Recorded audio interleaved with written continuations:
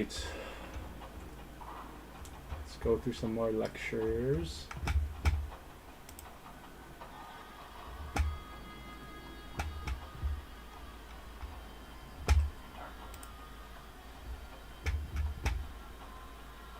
All right, now we're going to talk about DNA synthesis.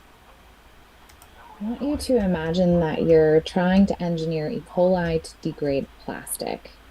You've identified a gene encoding a plastic degrading enzyme from a soil bacterium. You have the gene sequence, but no access to the bacteria itself because you found the sequence in the NIH, the National Institute for Health's sequence database. How do you get the DNA encoding this enzyme? Well, you could try to track down the soil bacterium, or maybe you could try DNA synthesis.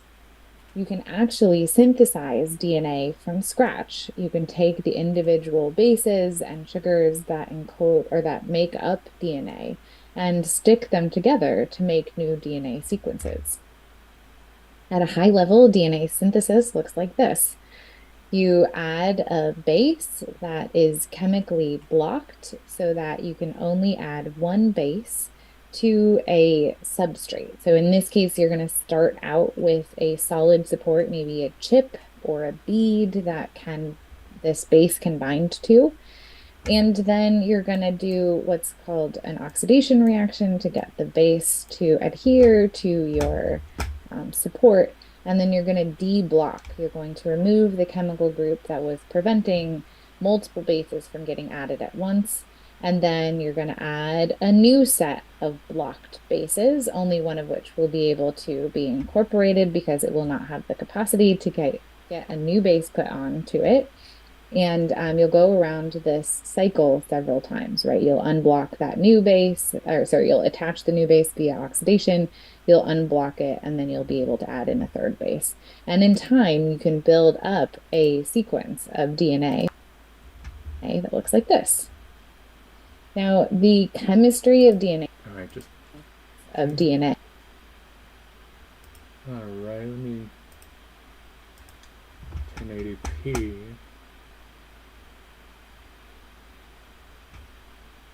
Um. All right. Oof. I'm googling these things. Oh my gosh.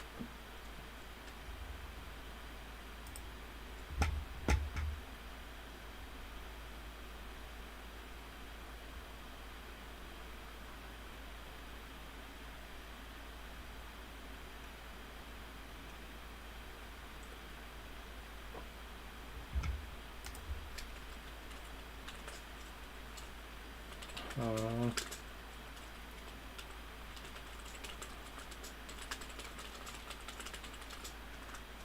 all right. Anyway, it's uncharacteristic. That's an uncharacteristic stop in the stream, but okay, let's go. Okay, that looks like this. Now, the chemistry of DNA synthesis is actually quite special. Non-templated DNA synthesis. So this is the synthesis of completely new DNA sequences. I'm trying to move this out of the way. Adenine nucleotide. You have your sugar backbone.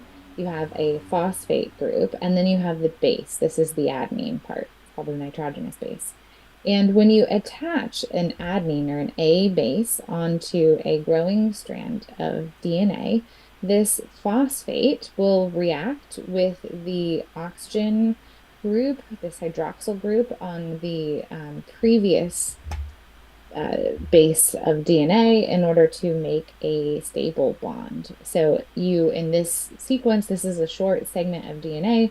You have a thymine, a T, an adenine, an A, and then you have another adenine, this one, for example, attached onto the end. And it's attached again through this phosphate and sugar sort of reaction. Now, a phosphoramidite is a special base. So if you look really hard in the middle here, you can see that sugar backbone and that adenine base, but it's got a bunch of chemical modifications to it. It has what's called a variable group that protects the amine, that protects the base part, essentially. You have this DMT moiety that protects the phosphate. So instead of there being a phosphate here, you have this big, bulky DMT. And then instead of the hydroxyl, you have this phosphoramidite moiety. And so we'll talk in a second about what that does, but it is essentially this phosphoramidite moiety and these other protecting things that allow you to add single bases at a time to a growing segment of DNA. We're going to talk first about how the seminal patent for this phosphoramidite-based DNA synthesis was filed in 1984. Similar chemistries have been used since 1984 to synthesize DNA for nearly 40 years. So that phosphoramidite chemistry hasn't changed all that much. Basically, today DNA synthesis is automated and miniaturized. And so you can, instead of adding or building up one sequence of DNA at a time, you can actually get these chips that have arrays of addressable surface clusters. That means that you can individually add bases to each spot on this chip in order to build up very specific sequences of DNA at each spot. Example of how you can add a very specific base at a time is with a bioprinter, where you're simply printing out each base at a time. And so here's an example of this going through the sort of addition of one base and then changing of the chemistry or the kind of environment that all of this DNA is sitting in to uncap that DNA molecule so it can receive the next base. That's the beautiful thing about phosphoramidite synthesis, is that ability to cap and uncap. Okay. So although this is super exciting that you can synthesize DNA from scratch using this method by specifying which base you add in what order, this synthesis steps are not perfect, and we're pretty limited in the length of DNA that we can synthesize. Even though we can synthesize millions of DNA sequences simultaneously, the synthesis is going to be of fragments that are around, I don't know, 100, maybe 50 bases in length. And that's because the synthesis methods incorporate errors. And on this graph, what you're seeing is as the length of the DNA that you're trying to synthesize increases, the percent of the molecules that you're trying to make that are correct goes down. And so if you're only synthesizing, 50 base pair segments of DNA, then you have pretty good synthesis fidelity. Most of the molecules that you try to make are going to be the correct sequence, around 80% of them. But if you try to synthesize longer fragments of DNA, your sequence fidelity goes down. And so that might suggest to you that like this is maybe not all that useful, right? 50 bases, that's not a lot of DNA. But what people do is synthesize these short fragments of DNA and then use something called overlap extension PCR in order to stitch them into larger pieces of DNA. So each of these little blue arrows is supposed to be a short segment of DNA. And if you design them so that they have overlapping sequence, then you mix them all together, you can get these short pieces of synthesized DNA to kind of bind together.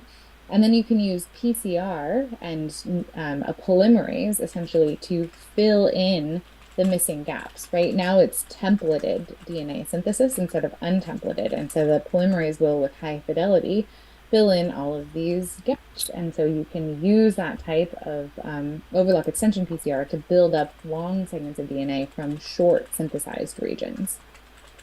So that's exciting. The only problem is that the methods don't do well with repeated sequence. So sort of for the same reason, it's difficult to sequence repeated regions of a genome using short reads. It is difficult to synthesize repeated regions of DNA using short oligonucleotides, right? You may have designed oligos or short segments of DNA to match each part of a repeated sequence.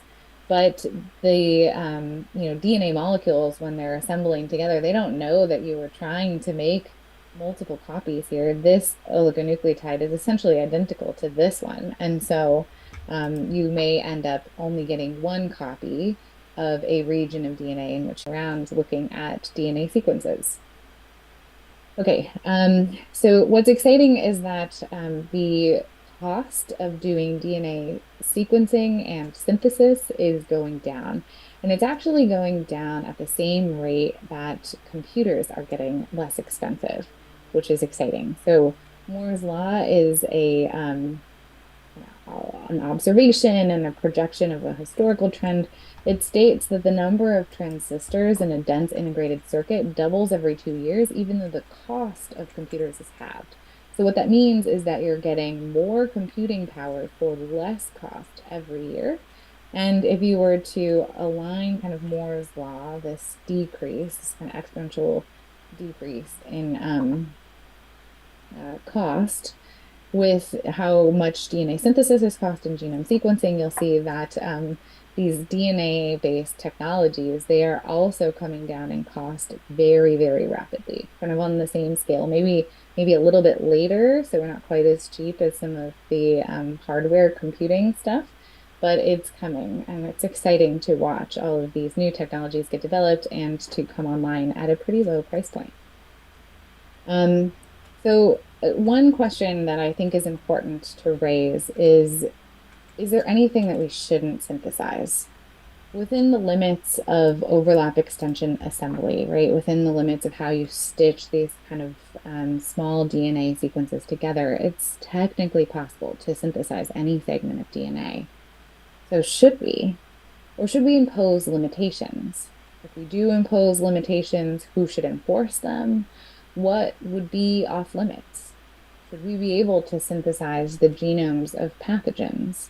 Is there utility in doing that, right? If we synthesize the DNA of a virus, for example, we can put it into a bunch of human cells growing in the lab in a dish, and those cells will take the instructions for making those viruses and they will make virus. You can actually get live virus out of cells that way. And in some ways, having virus in the lab is helpful because then you can study how the virus behaves, you can use it to search for treatments.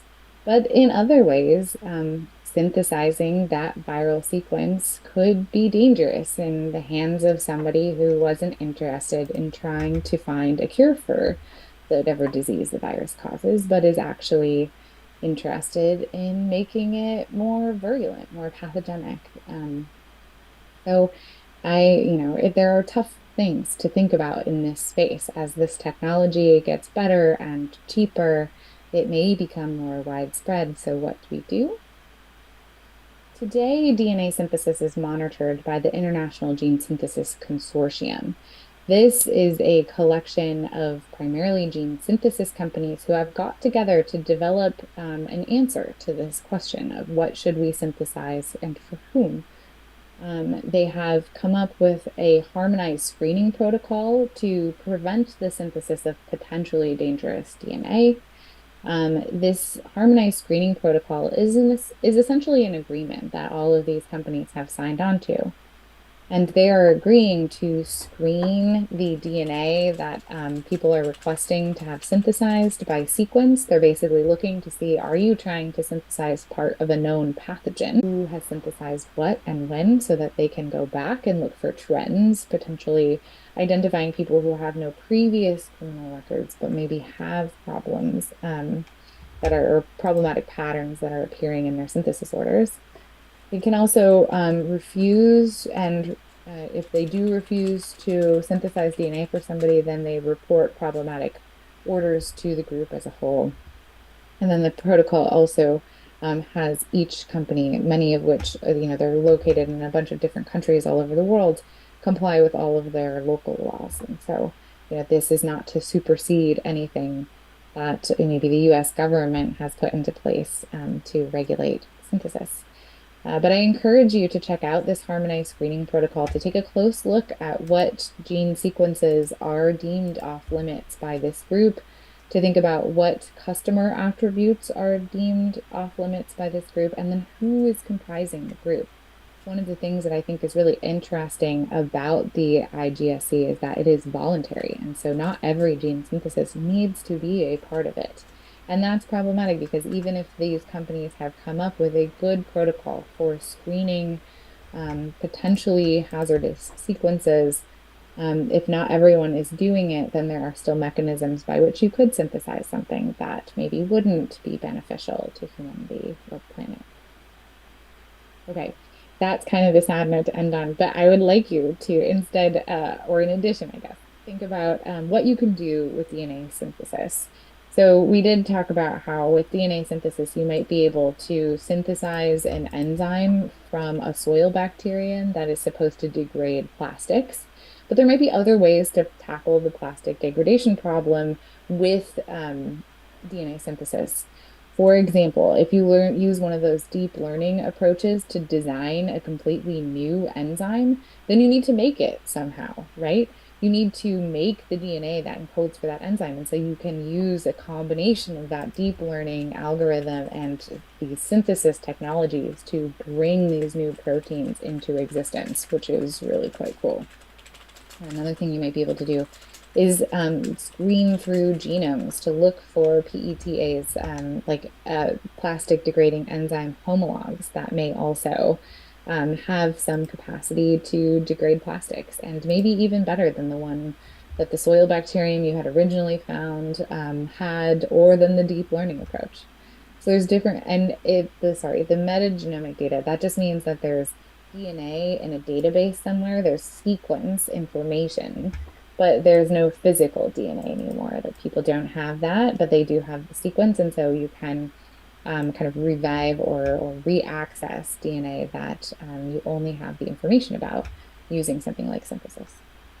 Okay, so I hope you're inspired to look into DNA synthesis a little bit more closely. I want you to think a little bit more about the harmonized screening protocol and whether or not you think companies should work on developing at-home DNA synthesizers, sort of like the Smidge ion, but for writing DNA. Is that a good idea? Does that open accessibility or does that make biosecurity risks? Where are the lines in these places and how do we think about drawing them if they don't already exist? What sequence would you synthesize if you were to make